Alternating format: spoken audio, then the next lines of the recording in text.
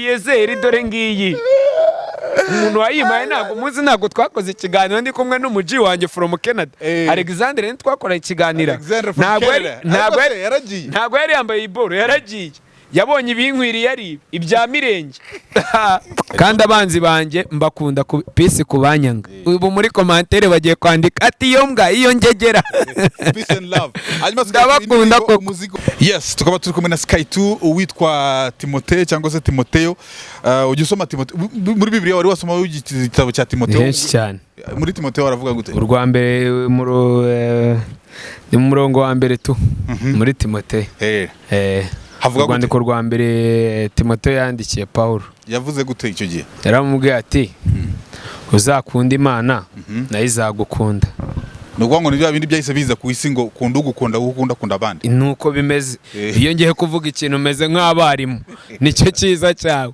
ibaze kuba byonyine umbaza ikibazo ugahita usanga n'igisubizo cyacyo kirahari basi mbwira ukwezi kuri hagati y'ukwezi kwa 4 n'ukwezi kwa 3 umbwira ukwezi kuri hagati aho ngaho ukwezi kwa 4 n'ukwezi kwa 3 ukwezi kwa 4 n'ukwa 3 ukwezi kuri hagati yabo ni ukuhe ukwezi kuri mu hagati ukwezi kwa 4 n'ukwa 3 kuri hagati n'ukwa 2 niko kuri hagati kwa 4 nese ubwo urumva wari ukwa kangahe ngaho nsubize ziko none Yesu njyana muri classe ukuri hagati ukwa 4 n'ukwa 3 ubwo se ubwo kuri hagati n'ukuhe tekereza nyine ubwo se ubwo koko ibaza ibintu nzanyemo mbabarira narangije kera ibyo bibaza koko Timothée umeze fresh ariko mfunzamo beaucoup de papa beaucoup de ati wasyonyoye nasyonyoye bro ariko ntago nyiri gusyonyera abantu bamereye nabi wo kabyara tubwireho gato bimeze gute bakomereye nabi gute manibu ntago amafaranga yarahari oya ntago maze iminsi n'amafaranga afite bro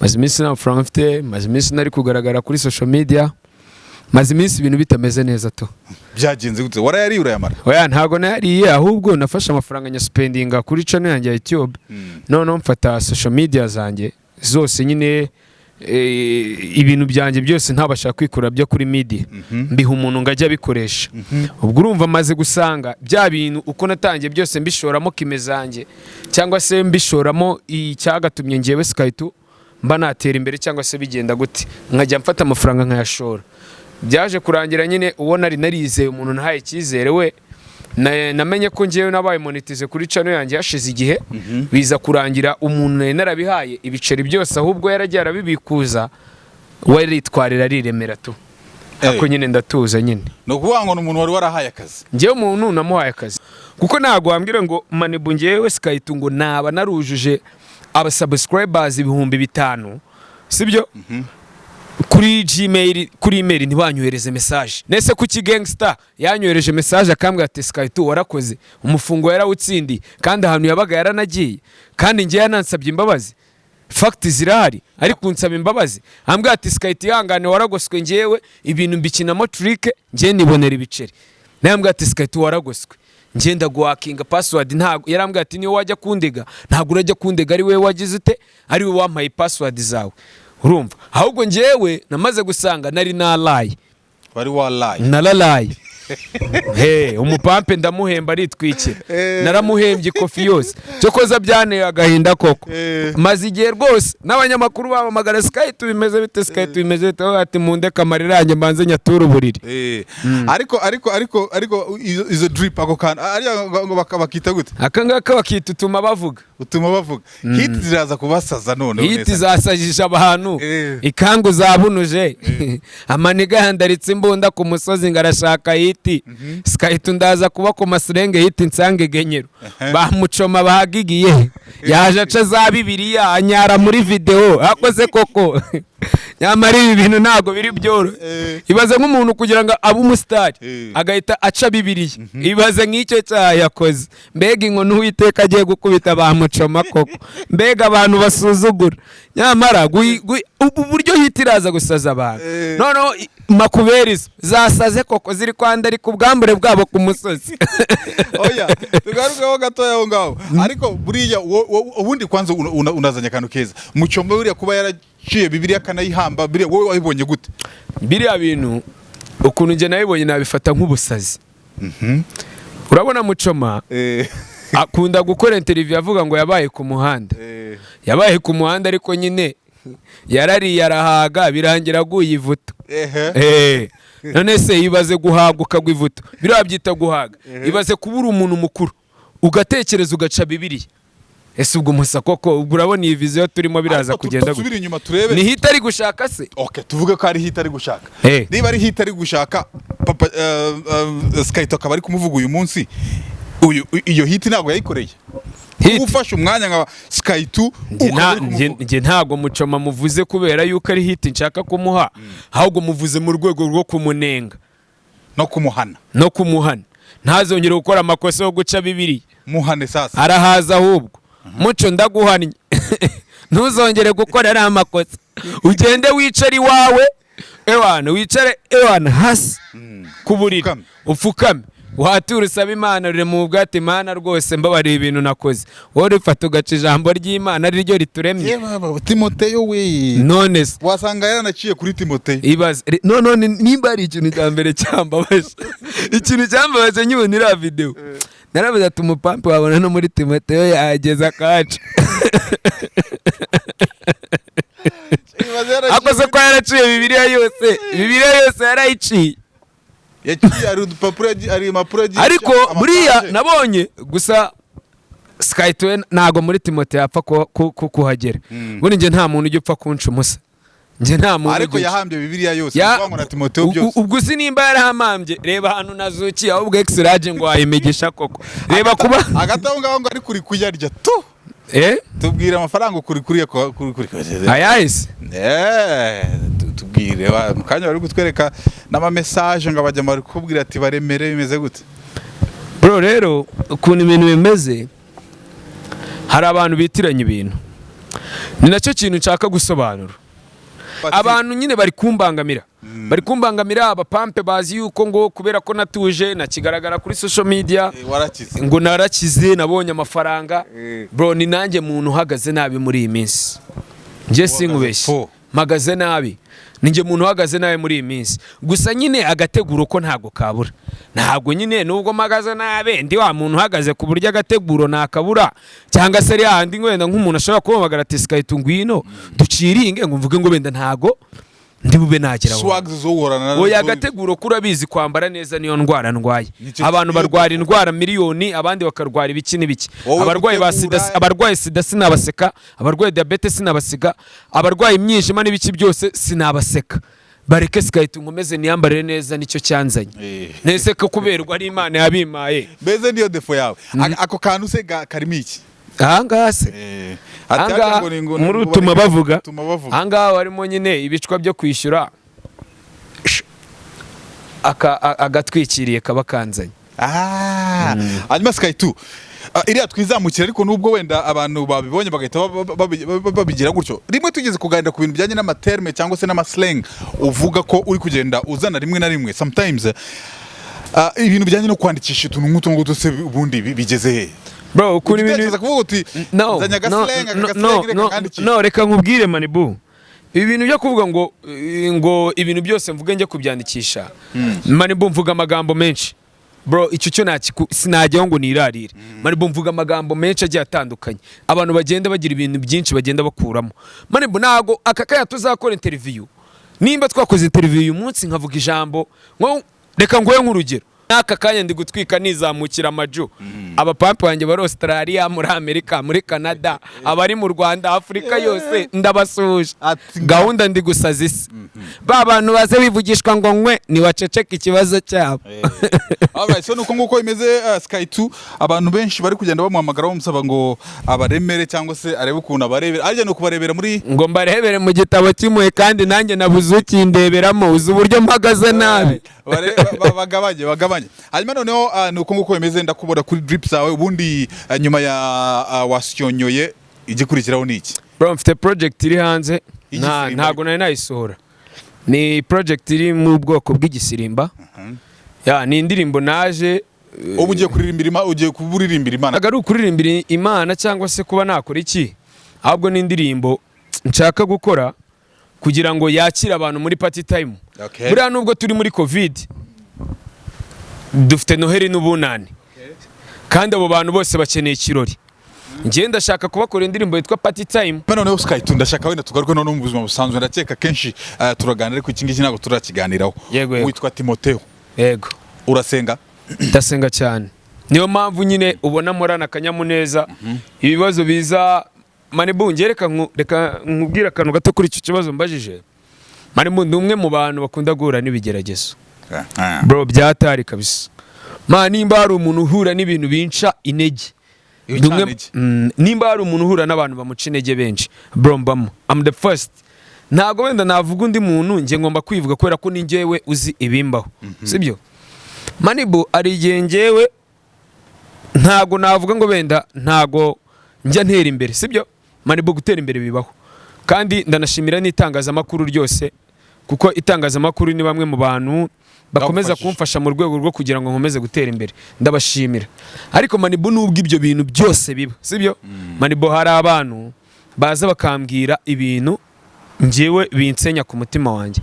Hari nk'ama message nakira atari meza, brother. Biturutse ku kisi?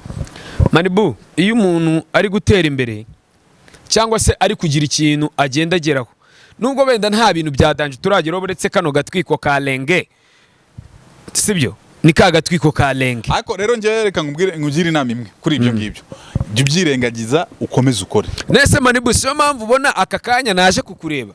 Ubundi njyewe bitewe n'ukuntu umuntu wari yarantwariye channel yanjye ya YouTube yagize ngo nshiye imbaraga zo kongera kugaragara kuri social media cyangwa se kutavugisha abantu, n'ubundi ba bantu banjye bankunda still barakomeza bandebe. Manibu, I told you the truth. Manibu, abantu barakomeza bandebe kandi bari bunandemere. Ubu nanazutse deje. Reba amahirwe ngo ibaze kuzukira kuri X-Rage. Nazutse ko naje rwose unabyambariye iyo urakeye umeze. Manibu, nje nazutse bro. Nazutse. Nje maze igihe ndi kwitekerezo, niyo mpamvu ntagaragara kuri social media bro. Maze igihe ndi kwitekerezo, ndi gutekereza se ni gute nshobora kuba nakiyakira ku bintu biri kumbaho. Kandi ibyo byose burya ibibazo nibiza Manibu. Ubwo ni ibigeragezo. Ni ibigeragezo. Kandi buriya ibigeragezo nibiza ukabiha umwanya, bro, uzasarura n'ubundi ewana icyo bita akababaro. Siko bimeze papa, bizabona ukuntu bigukubita kwe. Waravuga ngo uhuye n'ikibazo ugerageza kukikuramo. Yeah man, kabisa. Ntabwo ngiye nyifitiye umwanya, ntabwo nyifite umwanya wo guha ibibazo time. Ibibazo yo bije ntabwo ngiye nyibiha umwanya pa kabisa. Kale. Kenshi na kenshi abantu bakunze kubaza abastari ngo bahagaze gute, cyane cyane ku bijyanye n'imyambarire, ngo uhagaza ngahe. Ubu SKY2 aho ari aho ngaho ahagaze amadolari amanyarwanda ngaho. Manibu, reka nkubwize ukuri, mu bintu bya mbere utazumva nivuga, nge sinzigera mvuga amafaranga nambaye. Ngewe abafana bagomba kujajinga bro, kuko nta kindi gituma mbamagaza. Abafana bawe nawe urabavuna. Ndabavuna gute se? None se reka nkubaze. Reka nkubwire ukuntu ibintu bimeze Manibu. Ikintu YouTube iberaho, habaho like, habaho comment, sibyo? Habaho dislike, hakabona dislike. Ako ni akazi k'abantu baba bari kurebisho. Aka ni akazi k'abantu baba bari kurebisho. Nujya muri comment uraza uvuga ati SKY2 hagaze gutya, uhere hasi ugeze hejuru uvuga ati SKY2 hagaze kano gateguro, iyi ngufuri ya SKY2 hagaze amafaranga. None se umusa njye kuvuga ibintu kandi abantu bari kubireba. Ubu tuvuga ko abantu bose bareba show zanjye ari abaturage gusa batazi ibyo bareba, batazi ibyo mba nambaye, barahita bapimisha ijisho. None se Manibu, ubu tuvuge ngo uzavuga ngo utembeye u Rwanda, turi muri tembera u Rwanda, watembereye koko? Ubu uzagera ahantu hasanga hari icyaro, uvuge muri Nyakatsi, urebe no mu mataje, urebe no mu makadastere, ujya kuvuga ngo ngiranzi yuriya ngo ni yuriya ngo bitandukaniye hehe? Ariko ntabwo twari turi kugereranya, nakubajije. Oya, wambajije. None se wese icyo utaboneshaga amaso yawe ni iki? None se ndabizi ukuntu babihashye. None se wowe ntabwo mbona ugahita umenya ibiciro magazemora ngaho jajinga nka karani. Do, ikibazo cyawe uhise unsubiza hasi, urabona se udahise umanura kuri level. Do, nibyo navuga ngo abantu tuzatureka abantu bumve. Waze ko vuze karani ukavuze ubwo se iyi new version yabigura ngahe? Ubu iyi nkweto yabigura ngahe? Iyi pantaro yabigura ngahe? T-shirt yabigura ngahe? Utuma bavuga yabigura ngahe? Superstar naba nambaye kiduraga rinete ibirombe. None se nareba diesel dore ngiyi. umuntu wayimaye ntabwo muzi, ntabwo twakoze ikiganiro ndi kumwe n'umuji wanjye from Canada Alexander, ni twakoranye ikiganiro, ntabwo yari yambaye iboro, yaragiye yabonye ibinkwiriye ari ibya mirenge ibya mirenge yararemye nyine ahita yigendera, yahise yikomereza ariko nta gitima kibi. Ebana kabisa ibintu bimeze neza cyane. So nukuvuga ngo muri make njyewe kuvuga karade nagira ngo tubwire twumvishe, kuko rega wari wanze kuvuga igiciro, ariko kuva ukuntu ugiye ubibanukura bise bigaragara ko ibyo bintu kabisa ari ibintu bya fresh. Ako kanduze akaba kita gute ako gakoti akahise ako wambaye ka superstar aka ga superstar izi ngizi ubundi twerekera twayizitaga Young G's iyo ka Young G's manebo. Niba utazi igiciro kagure, reka ngo twiherere izina ry'Imana ngereka ngo Imana yo mwijira ibirebe, kuko iyo utangiye kuvuga ayo magambo yitangira ubwoba. Ubu nukuvuga ngo urakamaye, ndakuremeye mushireho kamera nawe jya umushyiramo yambara berwe. Ubu ndagatwaye kabaya kanje jya ukamera ariko nawe bamurebe yambaye wakegukanye kubera amagambo akaze. None se niwongera kumbona ndi kugataho uzavuge ko ntarema, ubwo aho ngaho ndakuremeye. ahubwo nibongera kukubona ukambaye ahandi hantu ni zeri ifite amatwi yego. hanyuma niba hari ikindi kintu wenda warenzaho SKY2 kubijyanye n'umuziki, ikintu nshobora kuba nabwira abantu banjye cyangwa se abakunzi banjye, ntabwo guceceka buri ari ugupancuka, kandi nta nubwo kuba umuntu utagaragara kuri social media ari uko ataba nta kintu afite cyo kuba yabwira abantu. Ahubwo hari igihe usanga duhura n'ibigeragezo byinshi bitewe n'abantu. Akibigeragezo si karande wa mugani wa ibigeragezo nta nubwo ari akarande. Njyewe sineze gucika intege. Ikintu cyatumye uyu munsi nkora interview maze igihe abantu bamamagara bambwira SKY2 ko wakonje waje bu Veronica, navuga ati se koko muhise mumbonamo Veronica, nahise nuza navuze ati icyo kibazo mujye mukibaza Platini niwe uhe nako gahinda, kuko njye nta gahinda mfite, kandi agahinda kanjye ngende umwe mu bantu bahura n'ibintu nkahamba muri roho. Kandi abanzi banjye mbakunda peace kubanyanga. Ubu muri commentaire bagiye kwandika ati iyo mbwa iyo ngegera peace and love. Ndabakunda ko umuzigo wa vuba indirimbo nshyashya ndaza kuyisohora muri iyi minsi. Ni indirimbo iraza kuza ari party time. Ni indirimbo nise party time, ni indirimbo nshaka gusohora. Icyo ntaramenya nuko iyo ndirimbo izaba ari surprise na collabo y'umuntu utazwi. Gusa muzamumenya umuzigo namaze ni surprise, ntago wapfa kumenya ngo nzazana ndi. Wakoze cyane Manibu. Garuka nkubwira ijambo rimwe. Nerese ndi he kunde ntahantu uri kugereka kuki kubwira abantu ngo erega microphone bari kunyumvana ngiye hese. Reba buryo uri gutembera uzi ko Manibu yahise aba umujiya ari gukora za defile z'abajiya. Mani reka nkubwize ukuri mu buzima nkundi yo ndi hano kuri X-Large ndire kuranda avuga cyane mani, kandi ngerageza kubwira ikindi kintu nabwira abakunzi banjye nabakomeze banshyigikire. Channel yanjye namaze kuyigarura mu biganza byanjye, bakomeze barebe ibihangano byanjye, bagere kuri Instagram yanjye ni SKY2 Abagayi, bagereze kugera kuri channel yanjye ya SKY2 Timote, basubscribinge, basharinge, nabongere barebe ibihangano byanjye nkuko byari bimeze, kandi bakomeze banandebere mu gitabo kimwe. Ubu narakubiswe maze iminsi nameze neza, ariko akanyamuneza ko sinjya nkabura, nta kanyamuneza ko kabura. N'ubu ngubu ndi no muri mood, urabona ko maze iminsi ndwaye. Kwa muganga gahunda zabo ndi kuzikurikiza, amazi ndi kuyanywera igihe, watermelon ziri hafi. Ndimo ndagaruka bwo murabona ko natangiye no kubyibuha ibintu by'amapome. Na twa tuntu nyine tumeze neza.